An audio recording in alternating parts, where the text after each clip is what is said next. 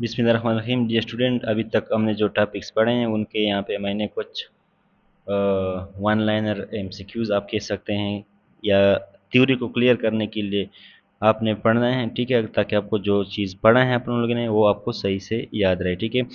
तो यहाँ पे मैं रीड करता हूँ, बाकी अगर आपको अपने जो है आता है तो, अगर आपको आता है तो बता दीजिएगा, ठीक है। First functional organ in the invertebrate embryo, ठीक है, इसका आंसर आपको याद आना चाहिए, ठीक है। सेकंड नंबर पे, heart spontaneously start beating at which week, ठीक है, ये आपको याद रखना चाहिए, ठीक है।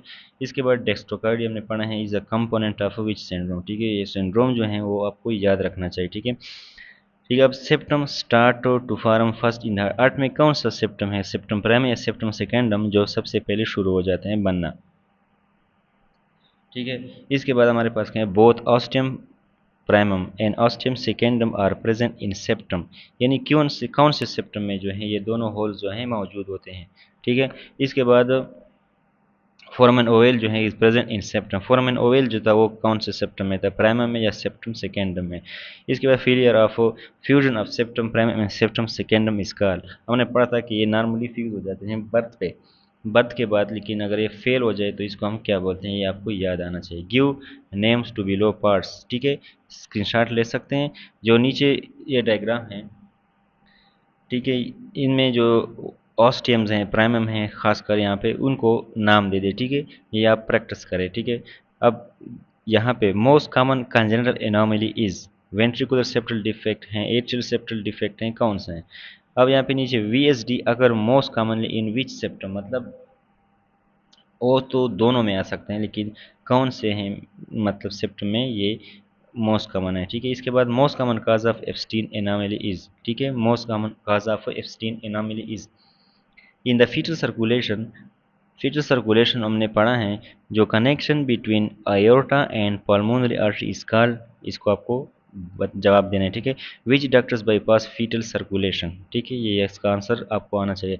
Number of umbilical arteries foetal circulation में कितने होते हैं, और नंबर ऑफ अम्बेलिकल वेन्स कितने होते हैं, ठीक है। ट्रीटमेंट ऑफ पीडीए क्या है, ठीक है, हमने पढ़ा है। Which hormone keep the ductus arteriosus open, कौन सा हार्मोन है जो पैदाइश से पहले इसको ओपन रखते हैं, लेकिन जब कुछ बच्चों में पीडीए होता है तो वो भी ओपन हो जाता है। Postnatal derivative of ductus arteriosus is, यानी डक्टस आर्टेरियोसिस से क्या डिराइवेटिव बनता है, ठीक है। Postnatal derivative of ductus venosus is, ठीक है।